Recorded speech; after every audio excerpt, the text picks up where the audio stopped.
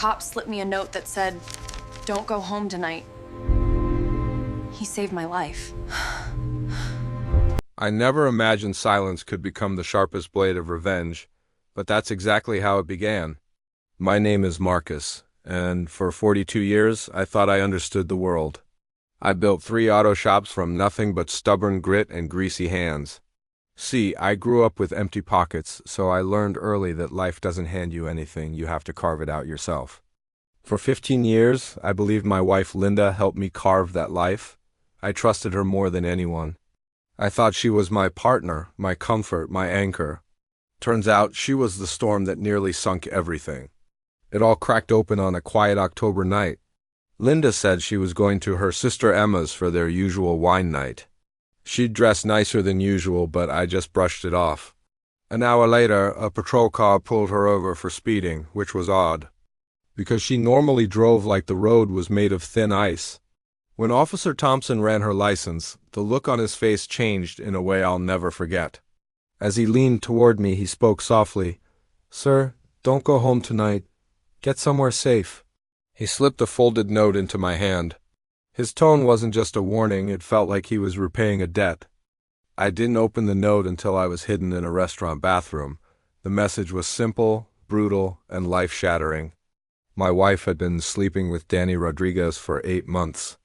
Danny was in my home right now, digging through my safe with a combination she'd given him. She had been planning something much bigger for years. The letter ended with a signature. "A friend who remembers when you helped my family." My mind spun. Danny wasn't a stranger, he was a thief I'd fired years ago. But Linda? The woman who held me when my father died? The one who said she loved me every single day? My world wasn't just cracking, it had been counterfeit all along. I dropped Linda off at Emma's after faking a work emergency. She practically sighed with relief. That alone told a story I wished I didn't understand. Instead of going home, I checked into a hotel and watched my own house from a distance. At 12:47, Danny strutted out my side door with a bag full of stolen memories. A little later, Linda texted me saying she was staying at Emma's for emotional support. Lies stacked on lies until they towered over every moment of our marriage. I spent that night planning, not reacting. People like Danny and Linda thrive on chaos, but I grew up in a world where chaos was normal, so I learned to control it. By the next morning, I had surveillance equipment, a lawyer gathering information on Danny, and a security specialist, Rico, setting up eyes on both of them. Rico owed me a favor from years ago, and favors run deeper than blood in our world. And then came the numbers. My wife had been slowly siphoning money from my accounts for over a year, laundering it through small, untraceable transfers. Nearly $400,000 gone, invested under Danny's name. My own life's work was being used to finance their escape, and Danny? He had debts with people who made me look gentle. He wasn't seducing my wife out of passion, he was using her as his life raft. The worst part wasn't the money or the affair. It was watching the surveillance footage of Danny standing in my study, flipping my wedding photo face down like I was already erased, like I was dead. I didn't confront Linda immediately. I needed her comfortable, predictable. Scared people make mistakes, but confident traitors reveal themselves. So I played the devoted husband while quietly dismantling everything they thought they controlled. I moved my assets to new corporations, restructured ownership, and created financial reports showing my businesses were struggling. It wasn't just hiding money, it was bait. Next, I hired Maria, a private investigator. In less than 2 days, she uncovered the truth. Danny had been stealing from Linda, too. She thought they had $400,000. He actually had over $600,000 stashed away, including money she knew nothing about. Worse, he de-signed a lease for a property in Costa Rica using her name and had forged her signature. She was going to take the fall while he vanished. And then Maria told me the final blow: Danny had secretly recorded everything with Linda. Calls, meetings, even their most intimate moments. He was preparing to frame her as the mastermind so he could walk away clean.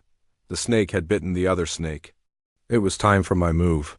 I invited Linda to lunch at the very restaurant where we had our first date. I placed a folder in front of her with pictures of a Costa Rica house, pretending I wanted to move there with her. She panicked instantly. Danny had clearly warned her something was wrong. I mentioned Danny's name casually and watched terror bloom across her face. That was the moment she realized her lover might be planning a life without her. The next night, we all met at a steakhouse. I arrived early, ensuring a corner seat where no one could approach unseen. Danny walked in confident, smooth, the way predators walk when they mistake someone for prey. He shook my hand like we were old friends. I placed 3 folders on the table. The first contained 80 months of financial records. The second held surveillance photos of him entering my home, stealing my money. The third had transcripts of their conversations about fleeing the country, along with details of the Costa Rica lease.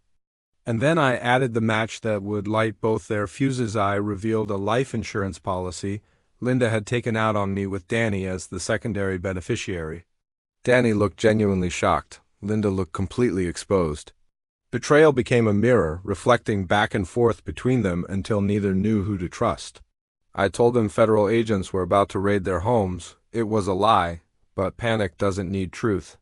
I demanded Danny return every single dollar he'd stolen, including the money he'd hidden from Linda.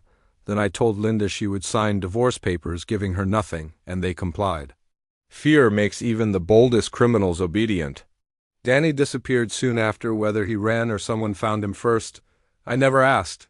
People who live on the edge rarely retire peacefully. Linda moved to Phoenix, working a job far beneath the life she tried to steal. She became a ghost, erased by the silence she herself had created. As for me, I expanded my business, opened a 4th shop, and cut out every parasite in my life.